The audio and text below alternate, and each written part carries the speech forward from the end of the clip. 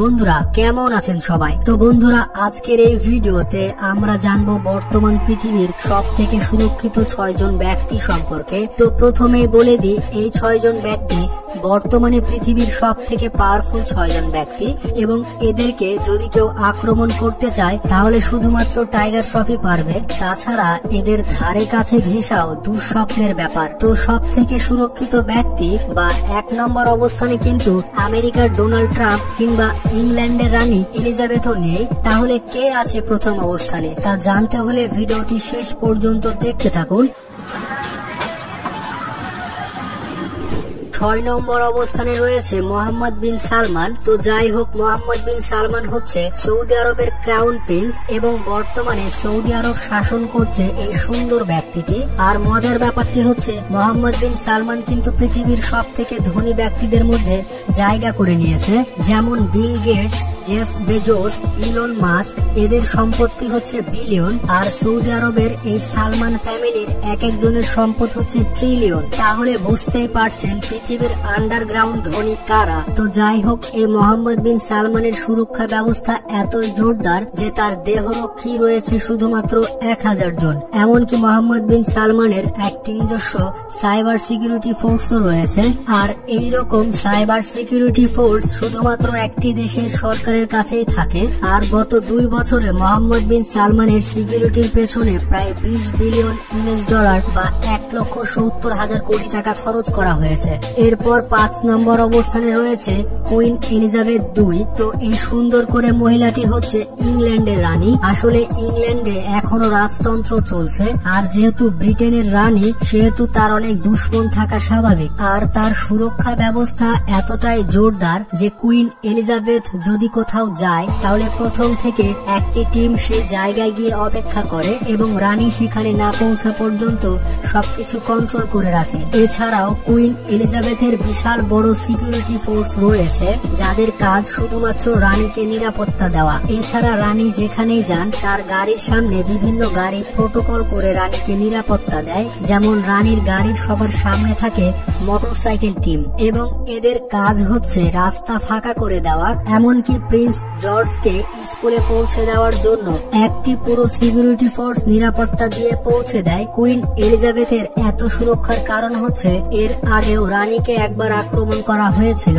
এরপর 4 নম্বর অবস্থানে রয়েছে দ্য পোপ ফ্রান্সাইস। তো যাই হোক, এই ফর্সা করে লোকটি পৃথিবীর ক্যাথলিকদের চার্চের হেড বলা হয়। এছাড়া ইনি হচ্ছেন ভ্যাটিকান সিটির হেড। আর মজার ব্যাপারটি হচ্ছে পোপের সিকিউরিটি ফোর্স দেখে আপনার মনে হবে যে আপনি 1970-এর দশকে কোন রাজা বাদশাদের সিকিউরিটিদের দেখছেন। তবে এদের পোশাকের দিকে না যেয়ে এদের দক্ষতার দিকে যেতে হবে, কারণ এরা এক একজন অ্যাডলফ হিটলারের সৈন্যবাহিনীর মতো। আর যেহেতু এই পোপ হচ্ছে একজন ক্যাথলিক ফাদার, তাই সে যেখানে যায় সেখানেই লোকজন তাকে ছুতে যায় এবং ছোট বাচ্চাদের তার কাছ থেকে ব্লেসিংস নেওয়ায়। পোপকে একটু বেশি সিকিউরিটি দেওয়ার কারণ 1981 সালের দিকে তাকে একবার হত্যার চেষ্টা করা হয়েছিল।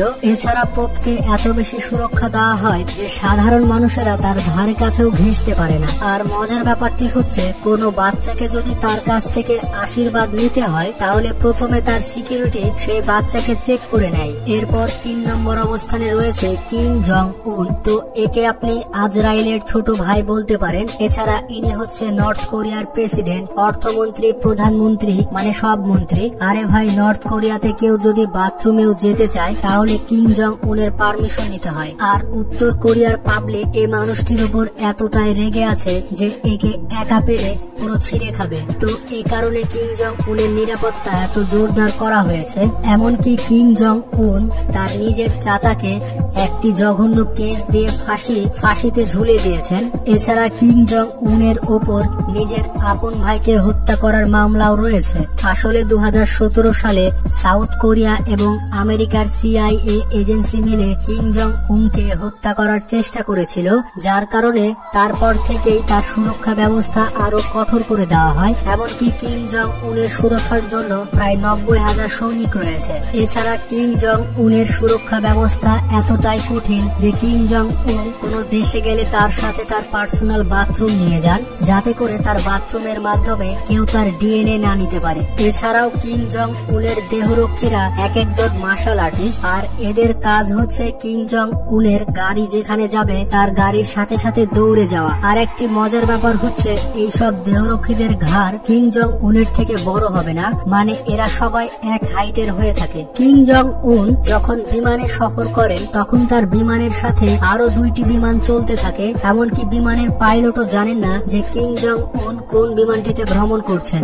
এরপর 2 নম্বর অবস্থানে রয়েছে ডোনাল্ড ট্রাম্প। তো এই ব্যক্তিকে আমরা সকলেই চিনি, ইনি হচ্ছেন আমেরিকার সাবেক প্রধানমন্ত্রী। আসলে ডোনাল্ড ট্রাম্পের রাজনৈতিক ক্যারিয়ারের দিকে তাকালে বোঝা যায় যে পৃথিবীর বিভিন্ন প্রান্তে ট্রাম্পের বেশ অনেক শত্রু রয়েছে, আর এই কারণে ডোনাল্ড ট্রাম্প তার সুরক্ষা ব্যবস্থা একটু বেশি জোরদার করেছে এবং ডোনাল্ড ট্রাম্পের জন্য একটি আলাদা আর্মি ফোর্স রয়েছে যেখানে প্রায় 1000 অফিসার রয়েছে। এছাড়াও একটি অ্যান্টি নিউক্লিয়ার টিমও রয়েছে যাদের কাজ হচ্ছে ডোনাল্ড ট্রাম্পকে বিভিন্ন ধরনের নিউক্লিয়ার অ্যাটাক থেকে বাঁচানো। এছাড়া ডোনাল্ড ট্রাম্পের একটি আলাদা হেলিকপ্টার রয়েছে। ডোনাল্ড ট্রাম্প যেখানেই যান এই হেলিকপ্টার তার মাথার উপরে উড়তে থাকে। ডোনাল্ড ট্রাম্প যে বিমানে ভ্রমণ করেন সেই বিমানটি পৃথিবীর সব থেকে বিলাসবহুল বিমানের মধ্যে একটি। এছাড়া ডোনাল্ড ট্রাম্পের সিকিউরিটির পেছনে যে খরচ করা হয় তা বর্তমান প্রেসিডেন্ট জো বাইডেনের থেকেও 3 গুণ বেশি। আর মজার ব্যাপারটি হচ্ছে ডোনাল্ড ট্রাম্প এবং তার পরিবারের সুরক্ষার জন্য প্রতিদিন 8 কোটি টাকার বেশি খরচ করা হয়। এছাড়া তিনি দ্য বিস্ট নামের যে গাড়িটি ব্যবহার করেন সেটি পৃথিবীর সব থেকে সুরক্ষিত গাড়ি এবং গাড়িটির নাম হচ্ছে ক্যাডিল্যাক 1। যাই হোক, এই গাড়িটি বড়সড় নিউক্লিয়ার হামলা সহ্য করতে পারে। এগুলো ছাড়াও এই গাড়িটির ভেতরে প্রচুর পরিমাণে অক্সিজেন সাপ্লাইয়ের ব্যবস্থা রয়েছে এবং এই গাড়িতে বিভিন্ন ধরনের কেমিক্যাল অ্যাটাক সহ্য করার ক্ষমতা রয়েছে। রয়েছে night vision camera, GPS tracker এবং স্যাটেলাইট কমিউনিকেশন সিস্টেম। আর মজার ব্যাপারটি হচ্ছে এই গাড়িটির ফিউল ট্যাঙ্ক স্পেশাল ভাবে ঢাকা রয়েছে, তাই সহজে গাড়িটি ব্লাস্ট হবে না।